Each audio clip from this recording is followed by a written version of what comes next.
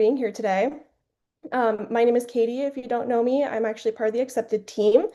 I am the kind of community liaison, organizer person. I do a lot of one-on-one interactions with community members and organizing the symposium, amongst other things. I'm also one of the leaders of the researchers program. I'm here today to share with you a little bit of a history of secondhand clothing. And with that, I'm going to go ahead and share my slides and get started. I will also just preface this real quick by saying that there's just a couple of small interactive bits. So please feel more than free to chime in the chat, ask any questions, interrupt me if something's not clear. I really love a bit more of like a dynamic presentation style. So I'll stop yapping about that and get us started. All right, can everybody see that? Perfect. I am on the wrong screen there. So, okay, there we go. I also want to say I'm just like a tiny bit nervous, which is silly because I've given this presentation before, just not exactly in this shape. So bear with me and I appreciate your patience. But today we're talking about a history of secondhand fashion, primarily in the context of the United States. So before we really get into the history, though, I want to just take a second and make sure we're all kind of sharing some common ground when it comes to terminology.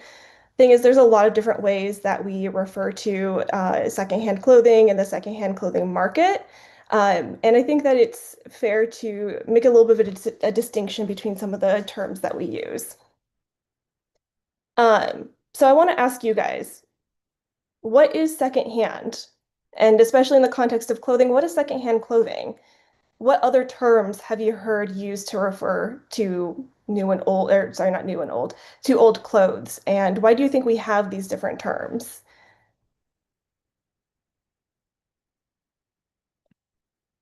Tasha, I hear you. I see you say vintage. Vintage is definitely another term. Pre-loved, used. Any others? All right. So I'm seeing, especially in pre-loved and used, those terms mean, something that has repurposed. That's definitely another one. Those terms mean, something that has belonged to another person, been used for another purpose, and then has entered some kind of secondary cycle of consumption. So these are things you might find at a thrift store, things that have, been removed from that firsthand consumer market for one reason or another, and then been removed from whatever that firsthand consumer context was and entered into a secondhand cycle of consumption.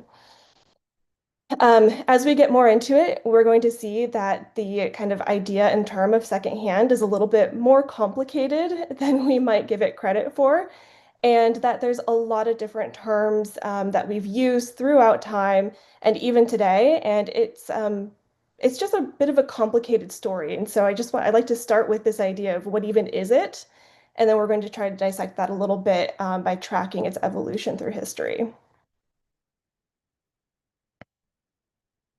So here I've added a couple of other terms that come not only from research, but also just like kind of colloquial terms that we see. We have vintage and pre-loved, like you guys said, but we also have thrift. Rags was once a term people used to refer to secondhand clothing.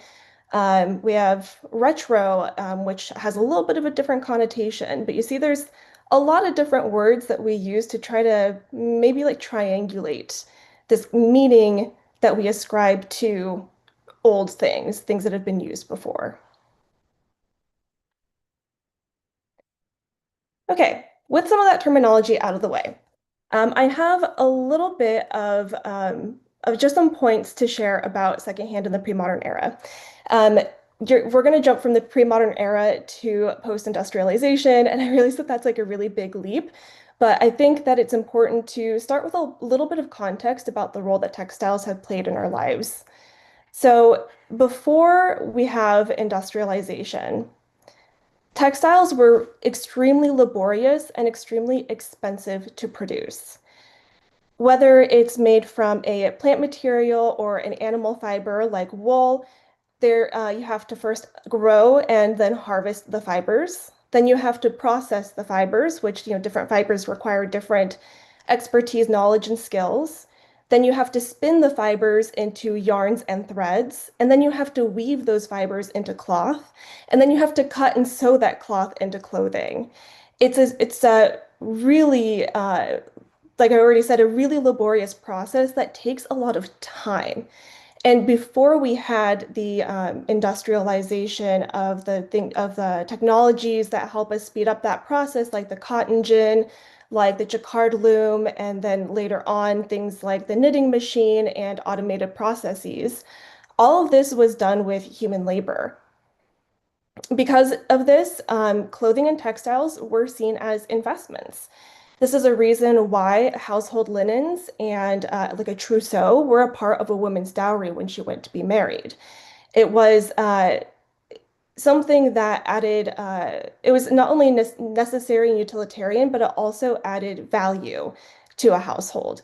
We need cloth to survive. Cloth is the reason why we have been able to populate so many different areas of the planet because it helps us to adapt to our conditions. It also helps us to communicate symbolic meaning.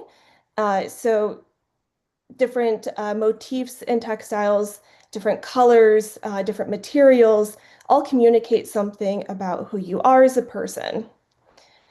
Next, because it was so expensive, cloth and clothing was also a source of financial security.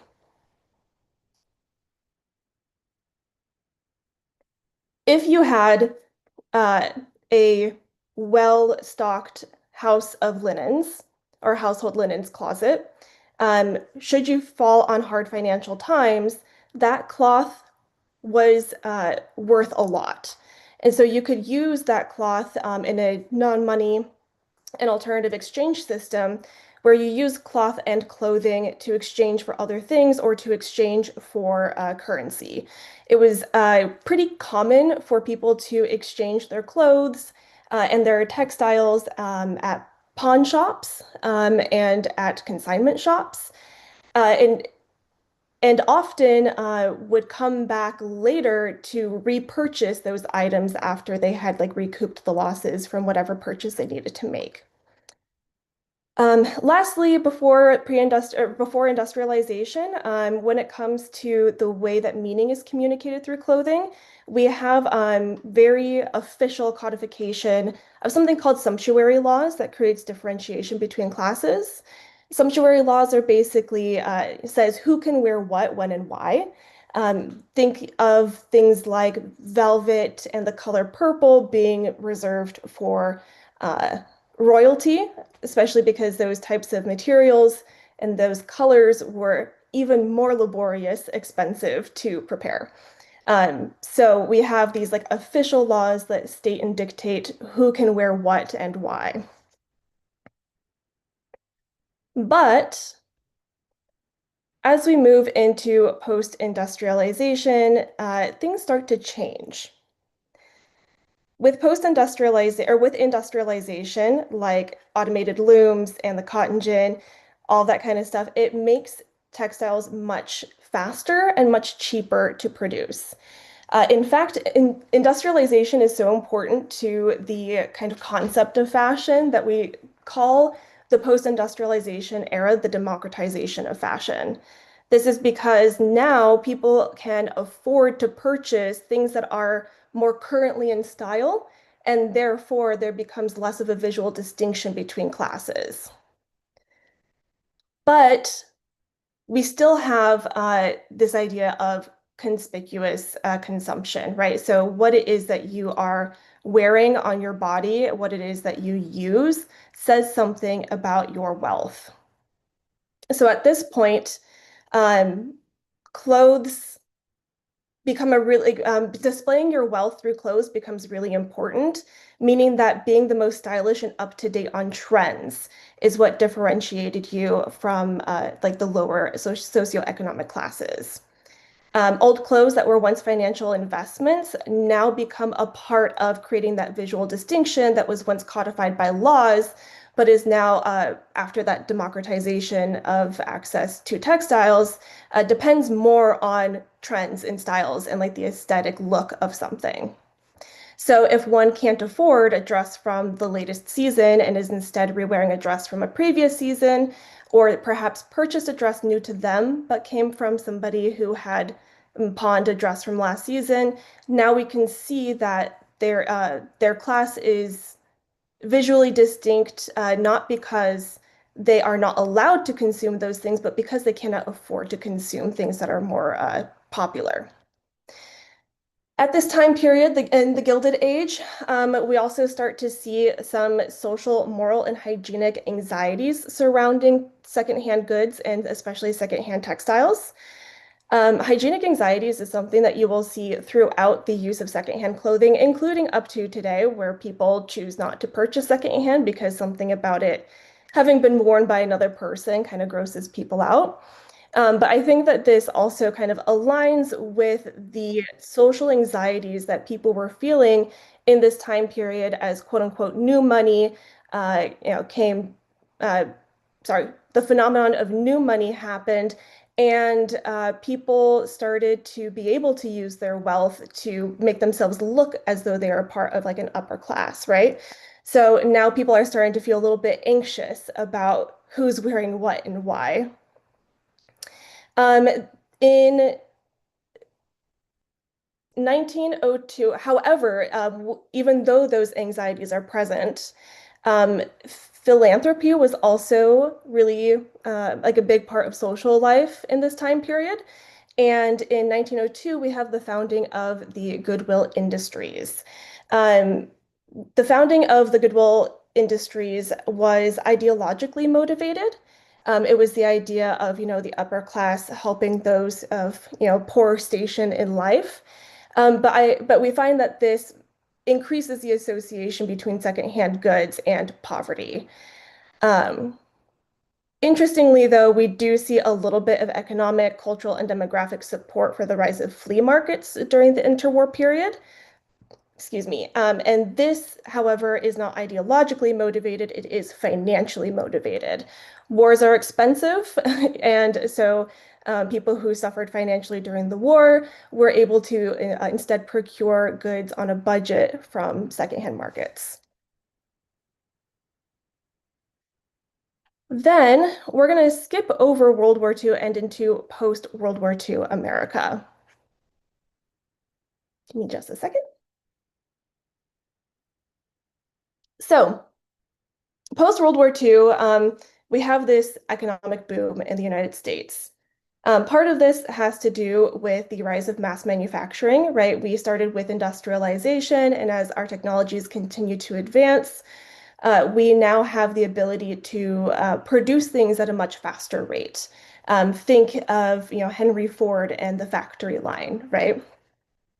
So with mass manufacturing, there becomes a surplus of used clothing materials, and sometimes also new clothing that enters the secondhand market through some uh, back channel ways.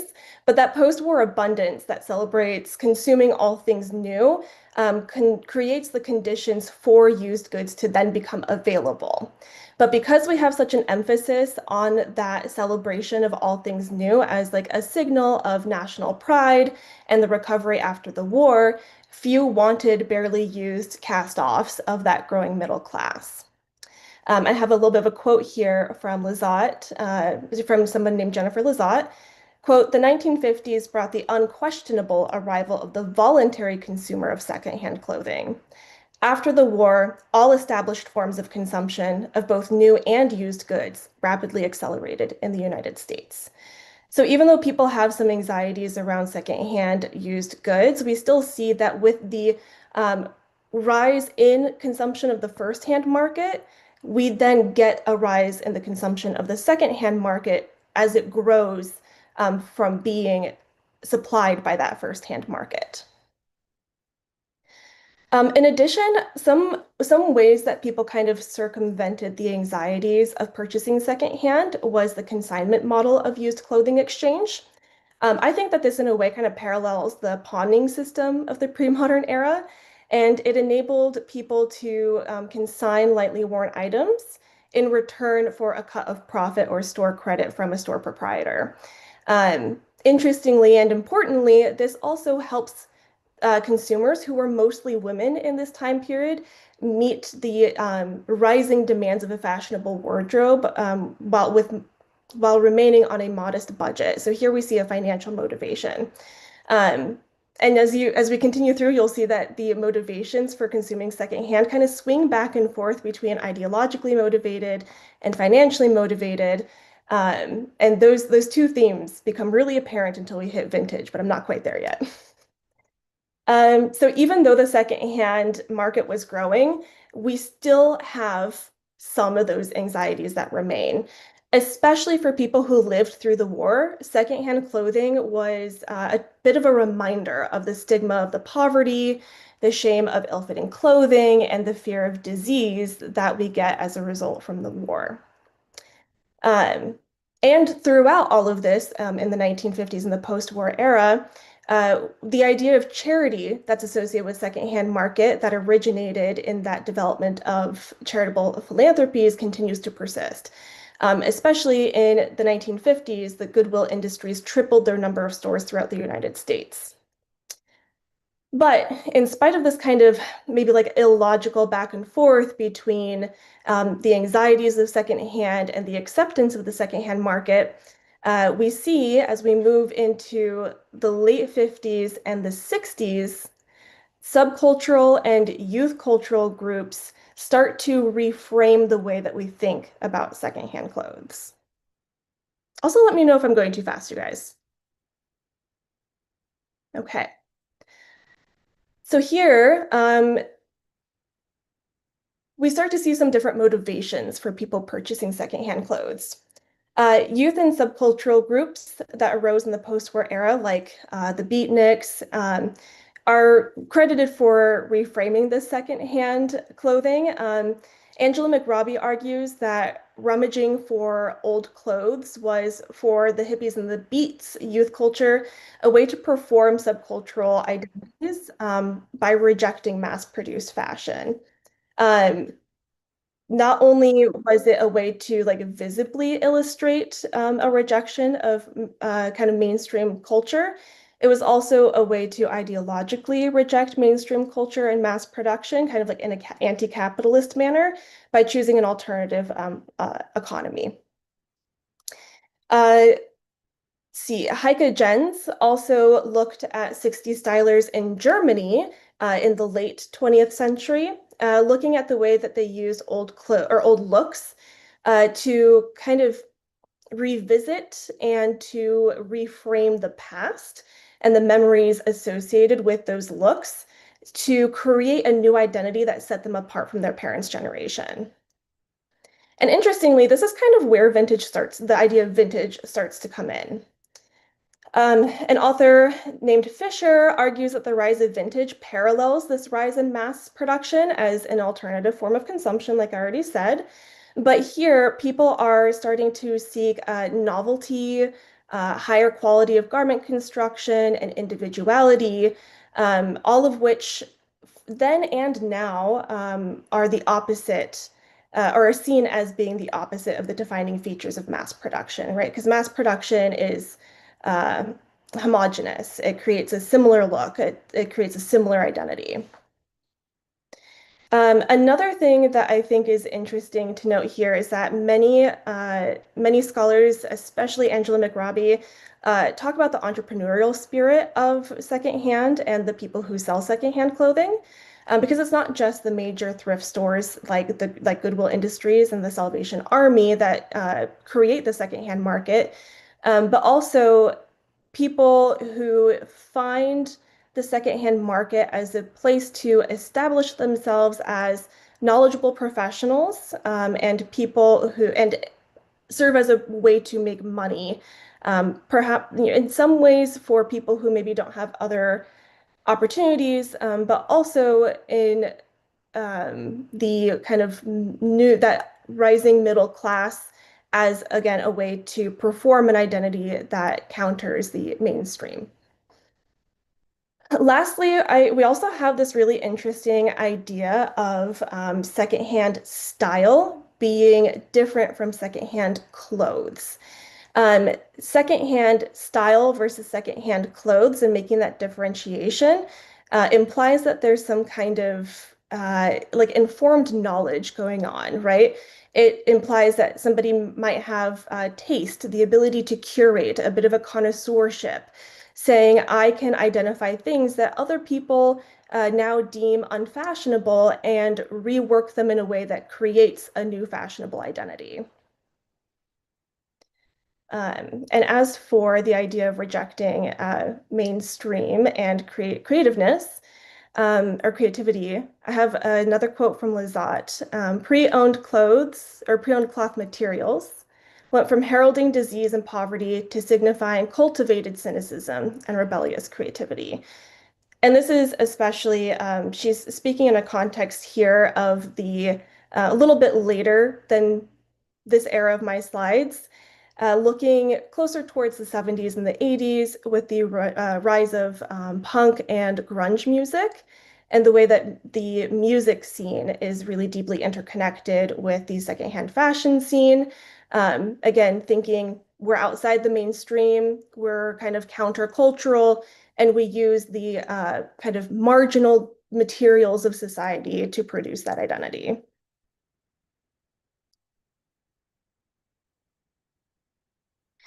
All right, so we saw in the previous slide, right, secondhand style versus secondhand clothes, and how this is then connected to the idea of cultivation and creativity.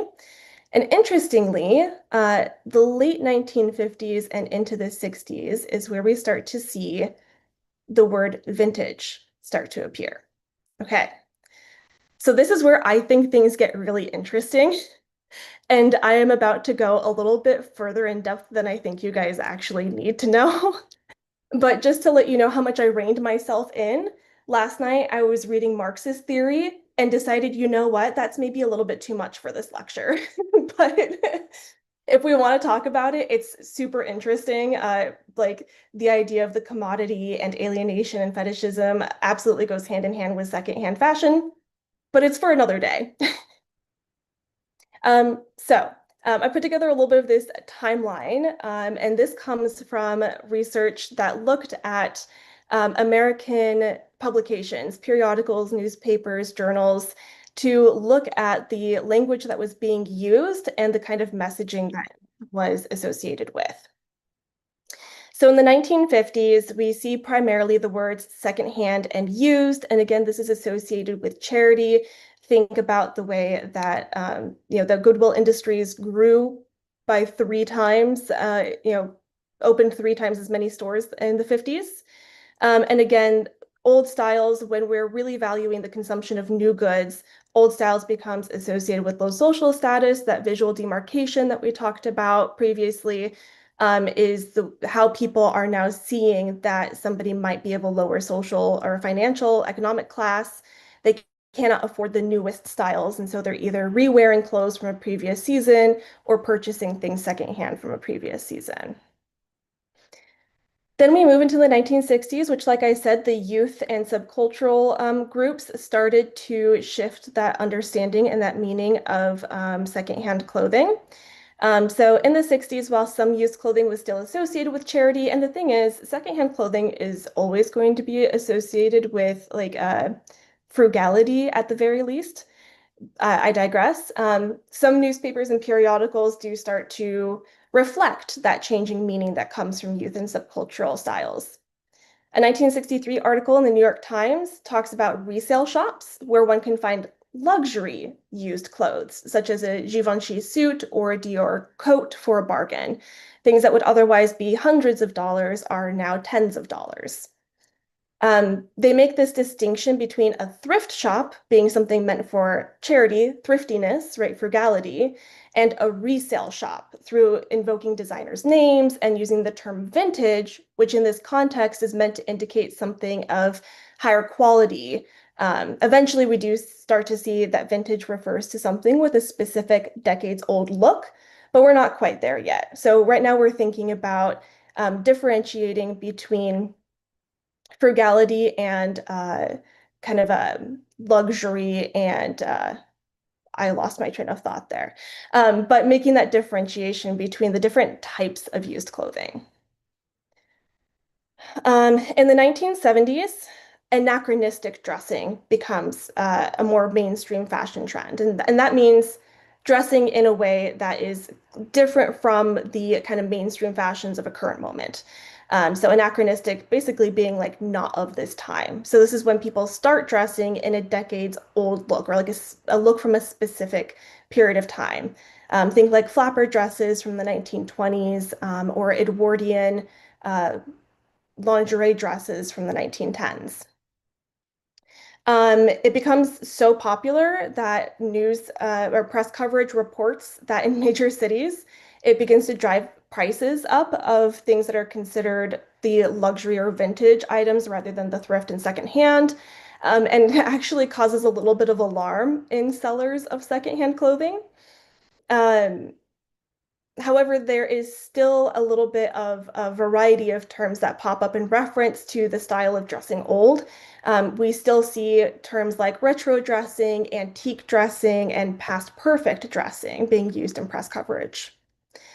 In the 1980s, we have the, oops, sorry, I've lost my notes for a second here.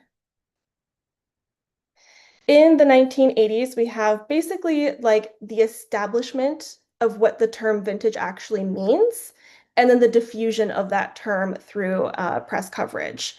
And through that diffusion, through that more mainstreaming of wearing a decades old look, vintage then becomes something quote unquote mundane.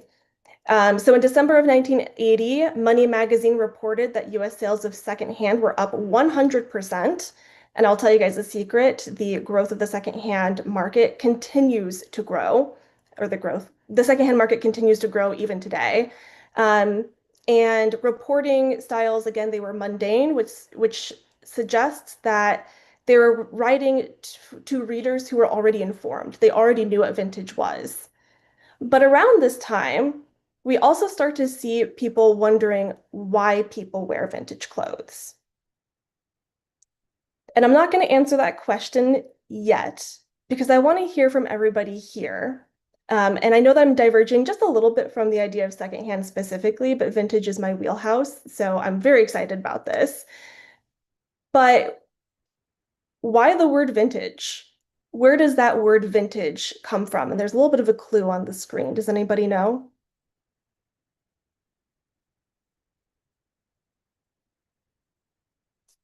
Wine, yes. And what does it mean when we refer to a wine as a vintage? Does anybody else, are we familiar? An aged wine, the wine that gets better as it gets older, old but fancy good. Right. So if we take this term vintage, which is borrowed from the concept of wine age, referring to either purchasing something now that will then age or get better with age and become an investment purchase, or purchasing something that is already old because something about that age, that passage of time, imbues it with some kind of value. When we place it in the context of clothes, what happens?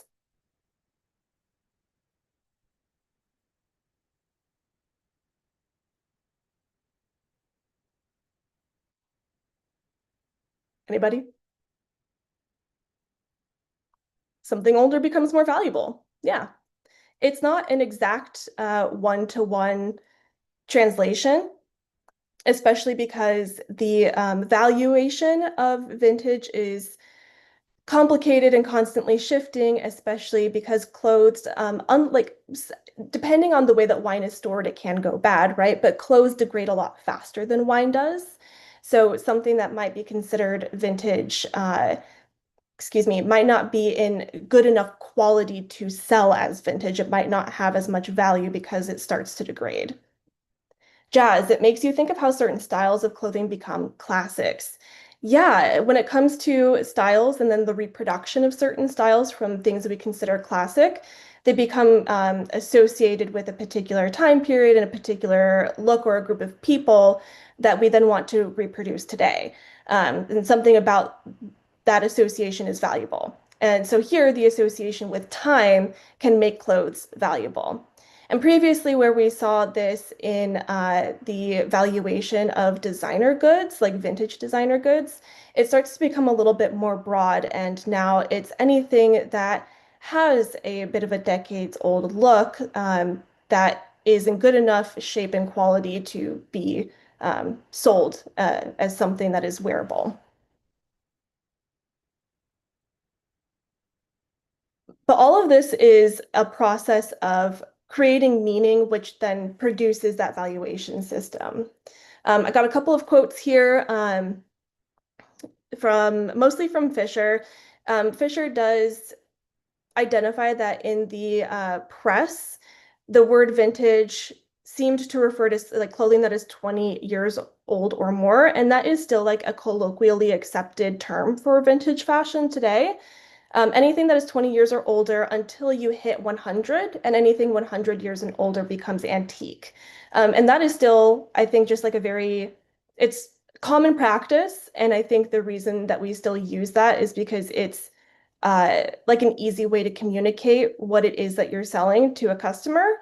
Even though I think it has a little bit of conflict today with the proliferation of globalization and the way that social media kind of collapses time and space. But I'm getting ahead of myself. Another important thing, just to reiterate what we already talked about in the way that we start to see a divergence between secondhand, thrift, and vintage, is that the word vintage is trying to capture something else. It's trying to capture that sense of old is better. There's also some some insinuation of things like authenticity. Uh, Especially if we talk about designer and if we talk about being able to identify different eras of fashion trends, it means that whoever is either purchasing or curating or sourcing something that then becomes considered vintage is informed, they're educated, they know what it is that they're looking for. And then, let's see, and then a quote from Heike Jens, in the context of fashion, it has been used as a word to describe old clothes, and more recently, old clothes that become, again, fashionable. In this sense, vintage describes a form of fashioning time, turning time or age into a value and a commodity. And see, commodity, it's why I wanted to talk about Marxism, but I'm going to rein myself in.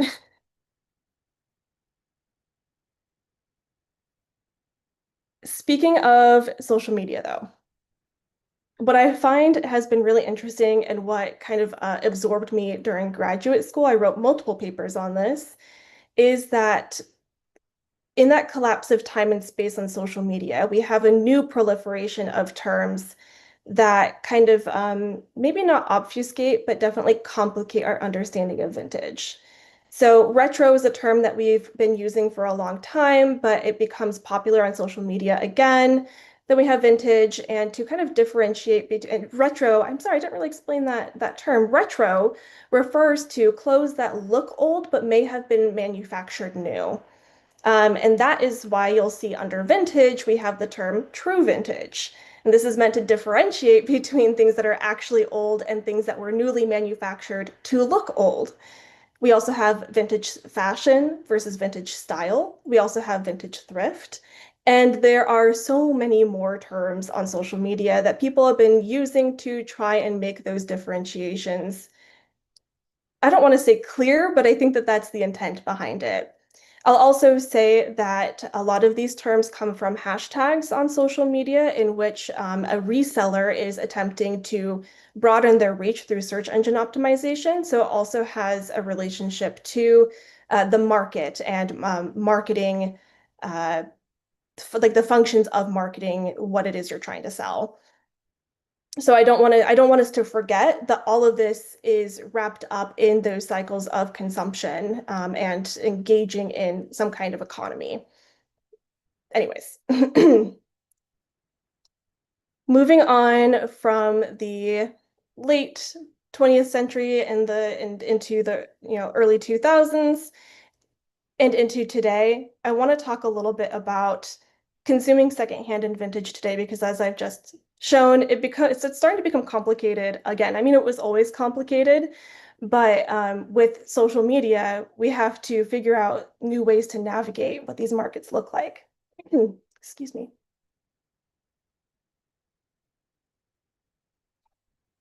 One thing that people have been focusing on in the research is why consumers purchase secondhand and vintage. This largely comes from consumer studies and is meant to provide information for people who sell it, right? So trying to understand who your target demographic is, what motivates them, so you can use that understanding to your advantage when selling. But I think it also illustrates a little bit of what we are valuing in our current society.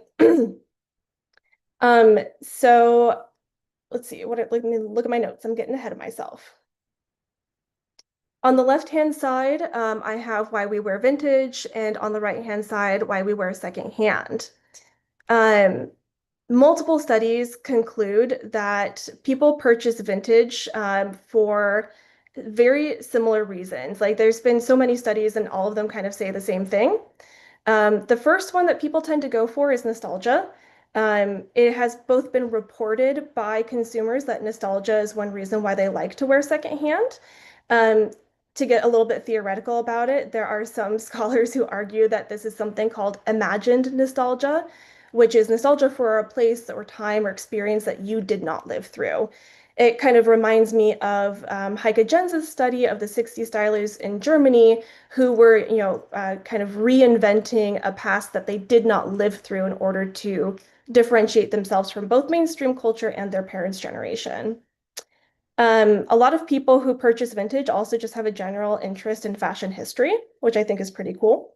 Another reason is the appeal of the perceived quality of vintage. So like we said, the word vintage connotes that idea of quality or something that gets better with age. Interestingly, a lot of people perceive a better quality in objects that were also mass manufactured in the same way that clothes are mass manufactured today. Of course, we do have things like fast fashion today in which the manufacturing practices have lowered the quality. But I just think it's interesting that when there may not be an actual difference in quality, it is that time that has passed that gives it that perceived quality. There's also the aspects of uniqueness and originality.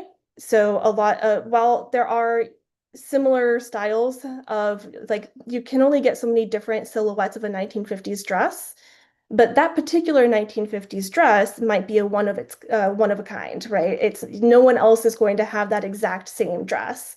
There are instances in which, a couple of twins have found their way to the secondhand market, and I think that especially with something called dead stock, which is clothing that was new and never sold and then made its way to a secondhand market.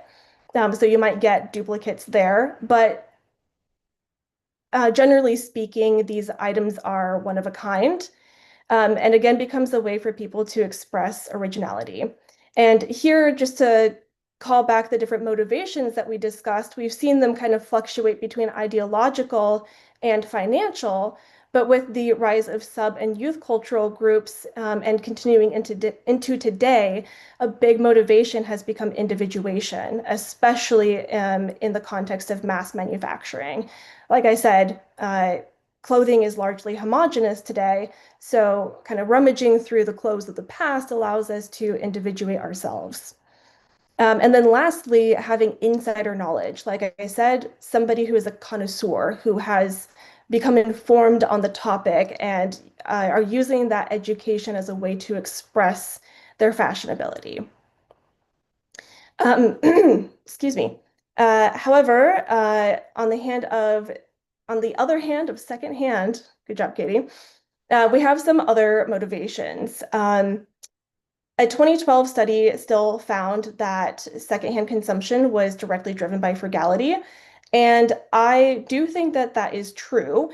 However, I do not think that 13 years later, it's still the main motivator. So in 2015, a study found that the vast majority of secondhand shoppers were also driven by the idea of fashionability.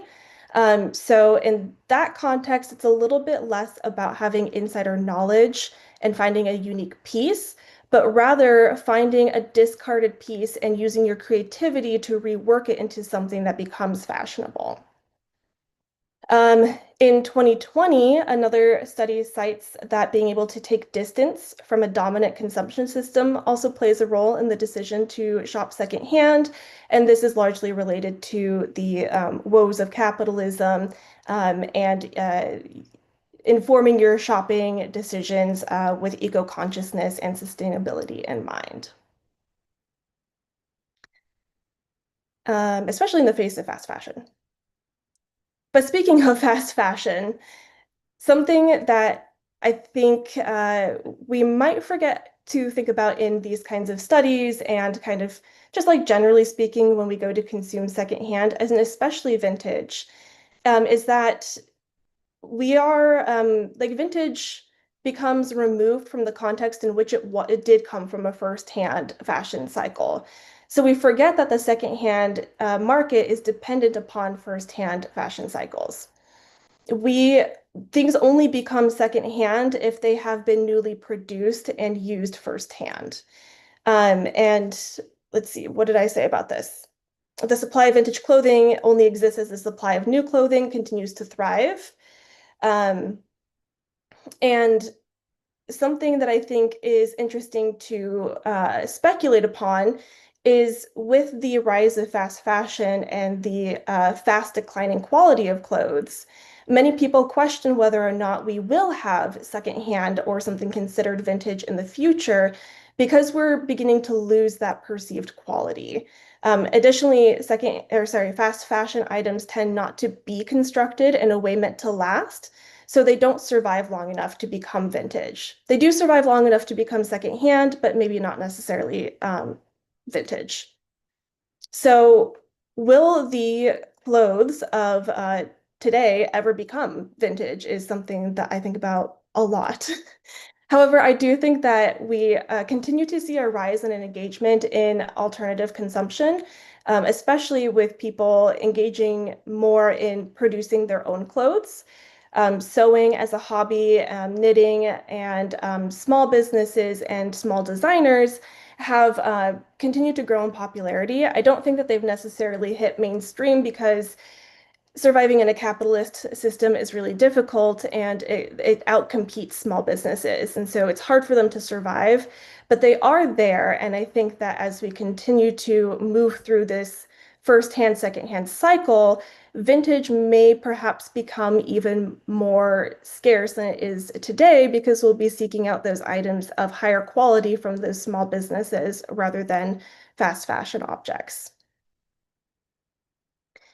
Lastly, I just kind of want to point out that there are still some consumption issues when it comes with secondhand. When it comes to eco-consciousness and sustainability, a lot of people argue that consuming secondhand is preferable to consuming firsthand. And while I agree that it's better to use what we already have, one of the issues of this is that people then continue to overconsume secondhand goods. So I think that it is something that we should remain aware of, especially our own individual consumption practices.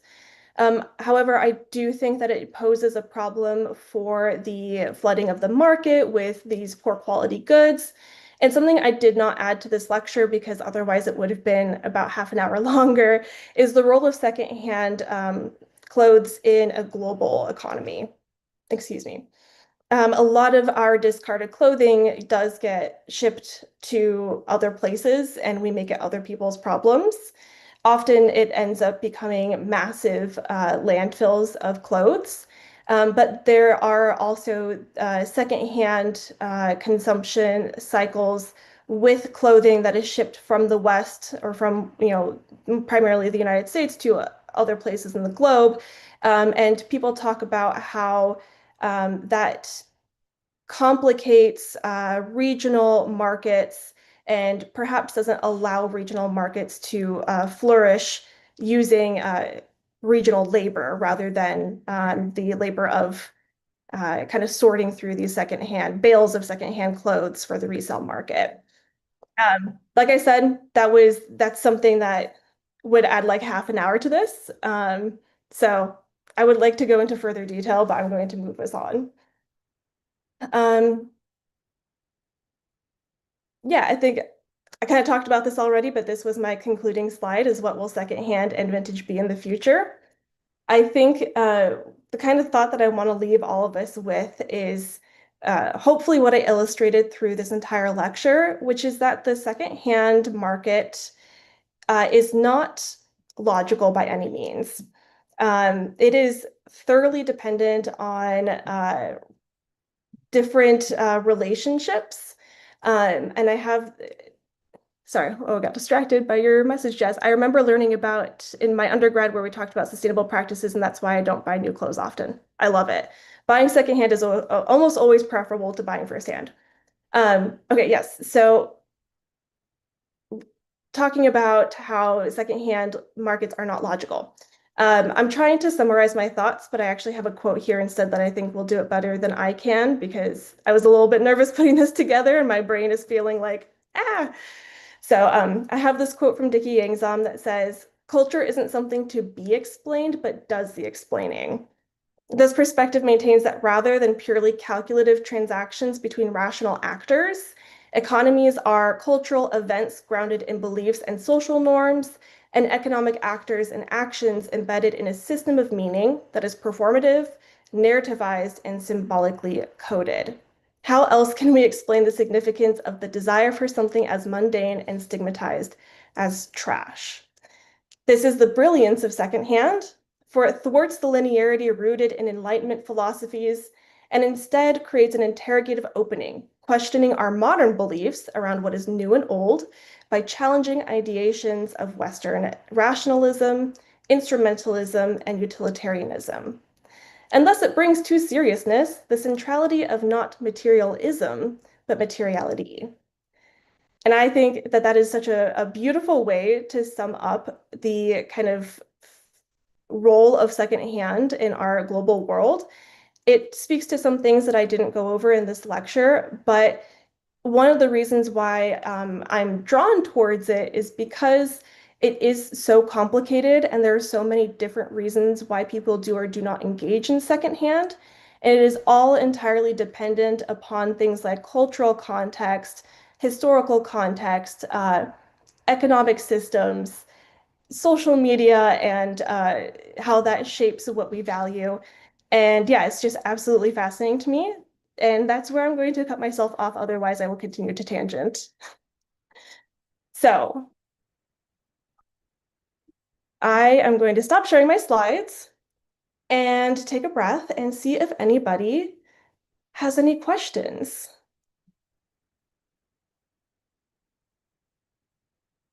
Natasha, thank you for listening. I'm glad you found it interesting. Oh, and I missed your comment. Sometimes it's the opposite. Vintage clothes could be seen as more fragile. And something I didn't want to get into is that sometimes the fragility of vintage and antique clothing adds to their value. That's the point that that last quote makes is that it's entirely irrational. It so heavily depends on the context, the people even. I will spend more money on something super fragile because I'm a fashion historian and I'm not going to wear it, but I'm going to add it to my personal collection and use it as a teaching tool in the future. But someone else might pass it up because they can't wear it. Let's see, the secondhand market is huge in Morocco for socioeconomic reasons. Yep. And their clothes are a lot better in terms of quality, mostly coming from Europe. I'm not surprised. That's my father-in-law. That's okay, John, no worries. Tanisha, thank you. I'm glad you learned something in this session. Thank you all guys all for being here too. This is adapted from a lecture I gave to undergraduate students, and I went into much more depth on this one. So hopefully it made sense. The thoughts did not tangent too much. And yeah, thank you guys. I really appreciate you being here.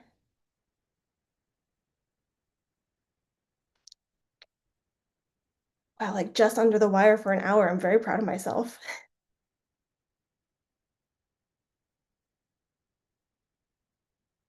Cool. I'll stick around if anybody has any questions, but otherwise, thank you so much for coming. Oh, I will say, last thing, please feel free to run your own accepted academy sessions. The goal of these sessions is to share knowledge, educate one another in a less formal hierarchical manner. We want to both encourage people to practice their presentation and teaching skills, and then also want to educate others. So please, if there is a topic that you feel strongly about, you'd like to practice a presentation for school, or there's a part of your dissertation research that you'd like to present, please go ahead and schedule an accepted academy session for yourself. I think the next ones upcoming are a session on the global history of ballet by Claudia and something about the Civil War by Madeline. So, yes. Oh, Jazz, what about the preservation of clothes? For them to be secondhand, I feel like there must be ways for them to be preserved throughout the years. Yes. So, I mean, for something to enter a secondhand market, it has to live long enough to become secondhand. That process is accelerating right now as people consume fast fashion I think like the average wears that a fast fashion item gets is like one or two before it's discarded. So, and then once it ends up there, it is either picked up very quickly by another person, thus becoming secondhand before it has the chance to degrade, or it gets sent to the landfill where it's not preserved. When it comes to preservation in terms of museums, uh, there are people trained in preservation and conservation of textiles that help preserve them for, future generations to study. An interesting point about how the clothes produced now will not live long enough to become vintage. Yeah, I mean, especially because, like I just said, they often get thrown away, so they don't have the chance to live long enough to become vintage either. Both like they will fall apart faster and they don't have the opportunity to. Today's clothes feel cheaply made. Yeah, I agree. And I will also say that when we consider that the motivations for consuming vintage are things like originality and uniqueness, when our fashion system is flooded and saturated with the same styles, it kind of defeats the purpose then of becoming vintage because so many people seek vintage for originality and individuation. So yeah, I think it kind of defeats the purpose. I inherited clothes from my grandmother that she kept still looking new and some stuff still had tags on them. Yes, I love that. I don't have anything that looks new from my grandmother, but I did get to keep some stuff from my grandmother. And new with tags, that is what we would call dead stock. Sometimes people wear things and leave the tags on them, but it implies that it was never worn.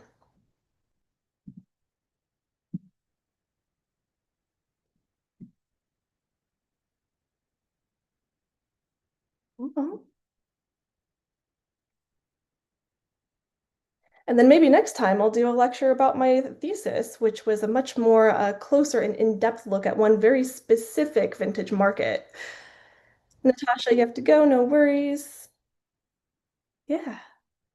I mean, that is 3 minutes from my hour, so if anyone else needs to go, please feel free. My feelings will not be hurt, but otherwise, I'll stick around till noon.